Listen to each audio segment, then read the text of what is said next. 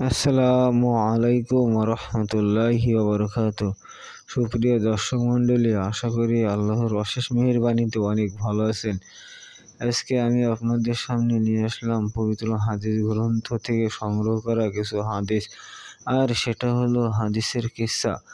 তো আজকে হাদিসের কিসসার মূল বিষয়বস্তু হলো বিশ্ব নবীজির সাল্লাল্লাহু আলাইহি সাল্লাম এর একটি স্বপ্ন। তো চলুন আমরা ঘটনাটি বিস্তারিত জেনে আসি ইনশাআল্লাহ।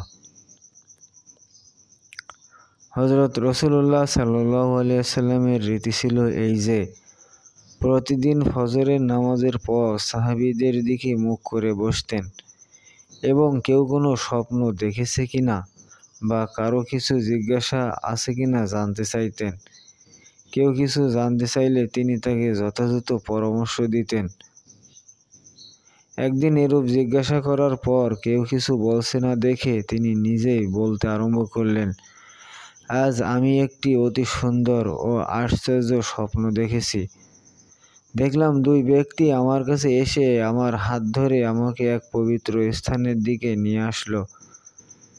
কিছু দূর গিয়ে দেখলাম এক ব্যক্তি বসে আছে আর অপর এক ব্যক্তি তার কাছে দাঁড়িয়ে আছে। দাঁড়ানো লোকটির হাতে একখানা করাতের মতো অস্ত্র রয়েছে।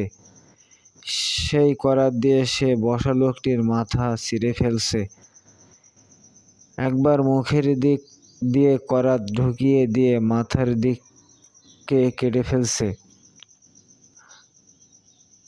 আবার বিপরীত দিক দিয়েও তদ্রূপ করছে।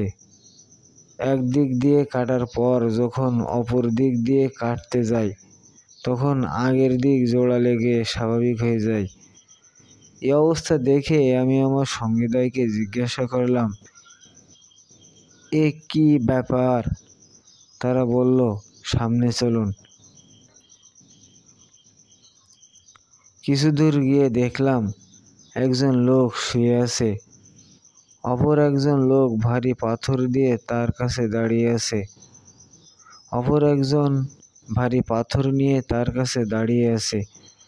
দাঁড়ানো লোকটি ওই পাথরের আঘাতে শোয়া লোকটির মাথা চূর্ণ বিচূর্ণ করে দিচ্ছে।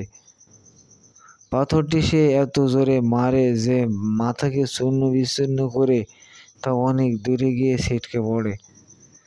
এতবার লোকটি যেই পাথর কুড়িয়ে আনতে যায় অমনি ভাঙ্গা মাথা জোড়া লেগে ভালো হয়ে যায়। সে ওই পাথর কুড়িয়ে এনে পুনরায় মাথায় আঘাত করে এবং মাথা আবার চূর্ণ বিচূর্ণ হয়ে যায়।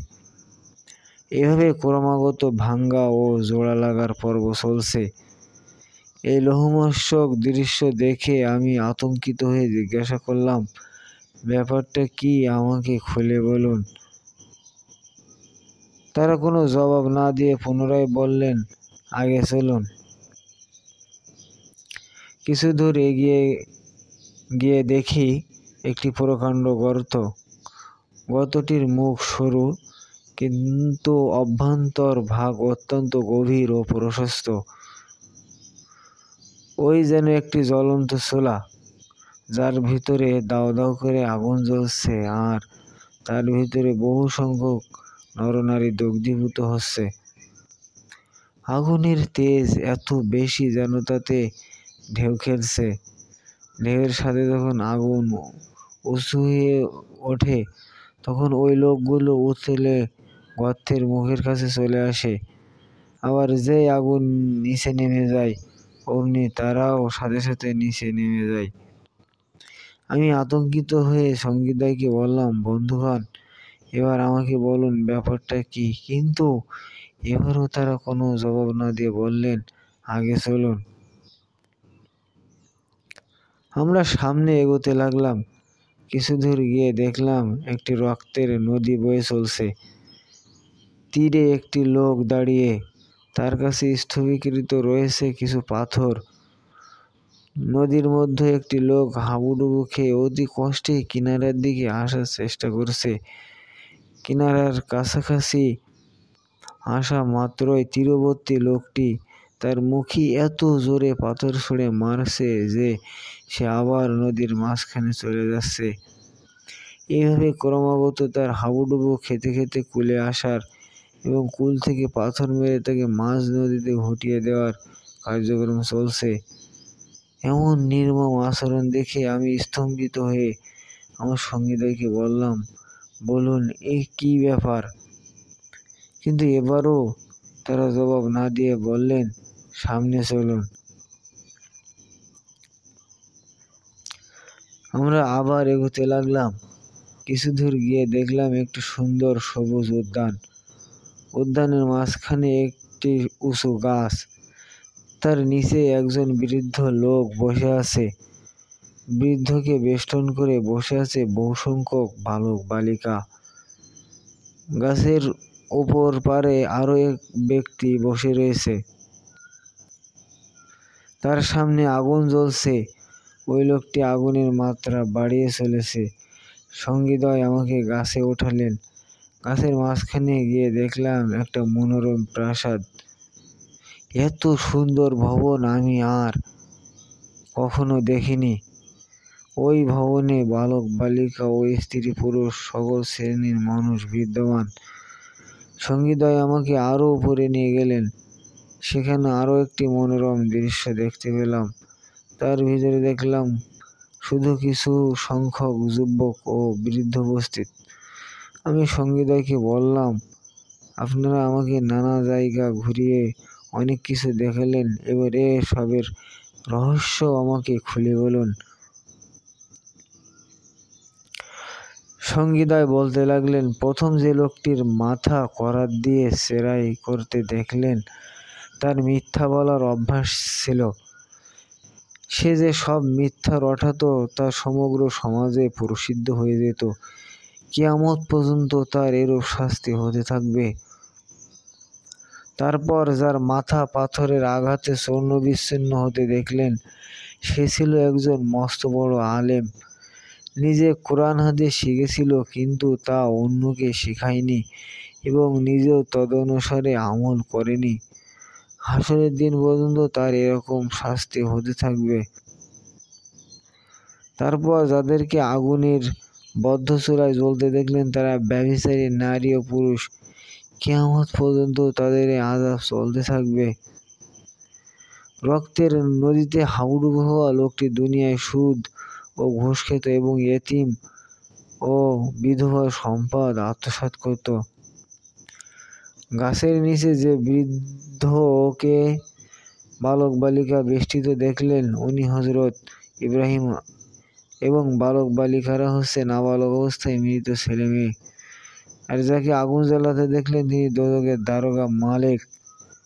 গাছের উপর প্রথম যে ভবনটি দেখেছেন, ওটা সাধারণ ঈমানদারদের বেহেশতের বাড়িঘর। আর দ্বিতীয় যে প্রাসাদটি দেখেছেন, তা হচ্ছে ইসলামের জন্য আত্মদানকারী শহীদদের বাসস্থান।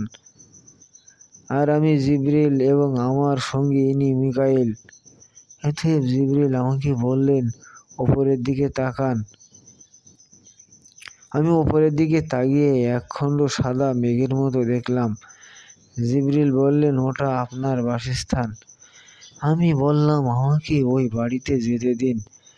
জিবরিল বললেন, এখনো সময় হয়নি। পৃথিবীতে এখনো আপনার আয়ুকাল বাকি রয়েছে। দুনিয়ার জীবন শেষ হলে আপনি ওখানে যাবেন। শিক্ষা: এই হাদিসটিতে রাসূল সাল্লাল্লাহু আলাইহি সাল্লামকে স্বপ্নের মাধ্যমে বিভিন্ন অপরাধের পরকালীন শাস্তির নমুনা দেখানোর বিবরণ রয়েছে। নবীদের স্বপ্ন ওহীর অন্তর্ভুক্ত এবং অকাট্য সত্য। সুতরাং এ শাস্তির ব্যাপারে আমাদের সুদৃঢ় ঈমান রাখা এবং এগুলোকে স্মরণে রেখে এসব অপরাধ থেকে নিবৃত্ত থাকা উচিত। বিশেষত এমন একটি অপরাধের ওপর এখানে আলোকপাত করা হয়েছে যা সামাজিক অপরাধের পর্যায়ভুক্ত, অর্থাৎ যা গোটা সমাজকে অন্যায় ও অনাচারের কবলে নিক্ষেপ করে, যেমন মিথ্যাচার, সুদ, ঘুষ ও পরের অর্থ আত্মসাৎ করা এবং ইসলামের প্রত্যক্ষ জ্ঞান থাকা সত্ত্বেও তা প্রচারে বিমুখ হওয়া ও সেই অনুসারে আমল না করা।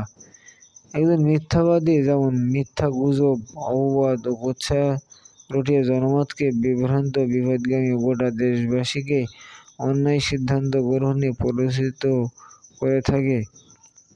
একজন আলেম তেমনি তার নিষ্ক্রিয়তা ও বদআমলি দ্বারা অন্য যে কোনো খারাপ লোকের চেয়ে সমাজকে অধিকতর অপকর্মে প্ররোচিত করে থাকে। আর পরের সম্পদ আত্মসাৎকারী এবং সুদখোর ও ঘুষখোর যে গোটা সমাজকে কীভাবে জুলুম, নিপীড়ন ও শোষণ করে তা ব্যাখ্যার অপেক্ষা রাখে না। সুপ্রিয় দর্শক মণ্ডলী, আমরা পবিত্র হাদিস গ্রন্থের যে ঘটনাটা শুনলাম, আল্লাহ পাক আমাদের সকলকে যেন এই ঘটনার আলোকে এখান থেকে শিক্ষা নিয়ে আমাদের পরবর্তী জীবনটাকে গঠন করার তৌফিক দান করেন। আমিন। আসসালাম।